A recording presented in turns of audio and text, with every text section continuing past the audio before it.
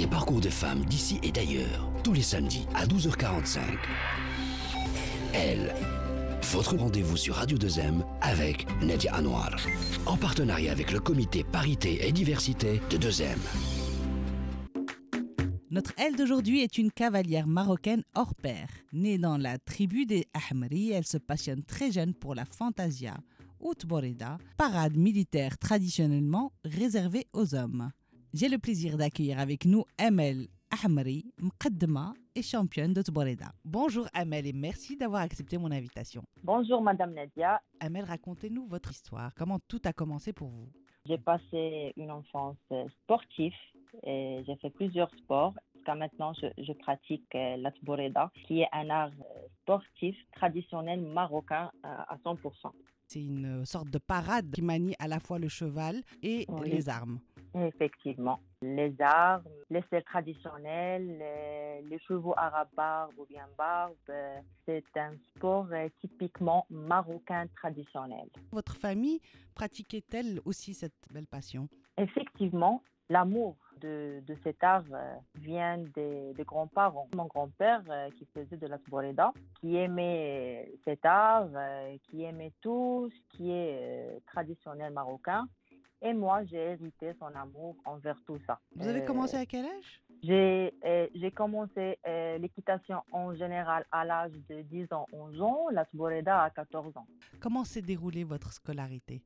Mes études étaient bien. J'ai passé l'enfance dans l'école, avec mes loisirs. Je faisais beaucoup de sport. Équitation, le ballet, taekwondo, tout. Vous avez donné une grande part de votre scolarité et de votre enfance au sport. Jusqu'à maintenant, 2022, et que je suis maman de 2 enfants, je continue mes études en psychologie à la faculté de Notfa et la Kénitra. Très bien, magnifique. Oui. Alors, donc là, vous venez de nous parler de la naissance de votre passion pour le cheval et de la Tboreda. C'est un domaine connu pour être majoritairement masculin. Comment vous avez réussi à vous y faire une place? Alors là, c'est les difficultés d'une partie de ma vie. Et le monde de Tboreda était spécifiquement réservé aux hommes depuis des années. Dernièrement, la femme a prouvé sa place, mais difficilement. Surtout que la plupart des hommes qui la pratiquent pensent que malheureusement, sa place est dans la cuisine et élever les enfants, alors que la femme, avec son courage, a pu percer dans ce domaine dédié aux hommes. Vous avez de plus en plus d'équipes maintenant qui font de la Tboreda, des équipes féminines. Oui. Vous avez vous-même monté votre équipe. Racontez-nous comment ça s'est passé en 2007. Vous êtes devenue mqaddama. Oui. Notre troupe qui est commencée en 2007 a présenté la Tboreda féminine dans plusieurs festivals, les Moussem, dans les 4 côtés du Maroc. Nous sommes les seuls à Kénitra qui font la Tboreda, moi et ma sœur Nahouda Ahmri. Et bien sûr, quelques filles de Kénitra. Après avoir monté votre propre équipe et avoir fait le tour du Maroc, vous avez participé au Trophée Hassan II, le fameux Trophée Hassan II qui récompense les arts équestres et traditionnels dont la Tboreda. Et en 2008, vous avez remporté la médaille d'or avec votre équipe. Alhamdulillah. Effectivement, jusqu'à maintenant, la joie de 2008, vraiment une joie incomparable et qui nous a toujours donné une poussée pour continuer à rester présente comme fille, comme femme, sur les mhalik de Tboreda. Il faut occuper le terrain, comme vous venez de le rappeler. Bien sûr. Alors, votre vie est tellement passionnante qu'une réalisatrice, Gabriela Garcia Pardo, a fait de vous l'héroïne de son documentaire. Elle vous a rencontré, elle a partagé quelques semaines, je ne sais pas, quelques mois de votre vie. Et elle raconte votre histoire, l'histoire d'une cavalière marocaine. Comment ça s'est passé, cette rencontre? Le film de Bardia raconte une grande partie de ma vie.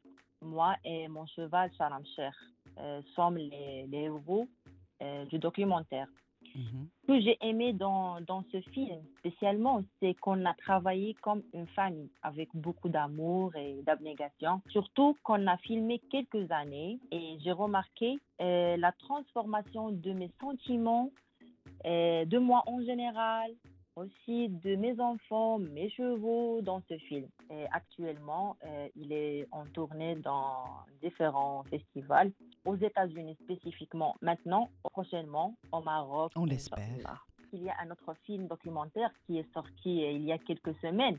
Il est déjà passé au festival de films de long métrage à Tanger qui s'appelle Bardia, histoire de la femme du Mhrek. Réalisateur Adil Qal'i. C'est un film qui parle des cavalières, les difficultés, comment ils ont commencé, comment ils font dans le Mhrek, leurs sentiments, tout. Un On film aura l'occasion, touchant. j'espère, de le Inch'Allah, visionner, de le Inch'Allah, regarder, ya de Rabbi, découvrir les Inch'Allah. coulisses de cette Bien belle sûr. passion qu'est la Tboreda. Alors, on arrive à la fin de l'interview. À quoi rêve Amel aujourd'hui? Qu'est-ce qui vous occupe? Je sais que vous êtes également dans le dressage professionnel des chevaux. Mon rêve, c'est de continuer dans mon domaine, qui est le cheval et la tboreda, bien sûr, parce que pour moi, la tboreda, c'est numéro un. Et promouvoir la tboreda féminine à Mhm. l'islam mondial, pourquoi pas, Inch'Allah, Bien c'est mon sûr. rêve, Vous le représentez très bien, en tout cas, Amel. Inch'Allah. Est-ce que justement, selon vous, est-ce que c'est réellement une opportunité pour les femmes? Est-ce qu'elles peuvent en vivre?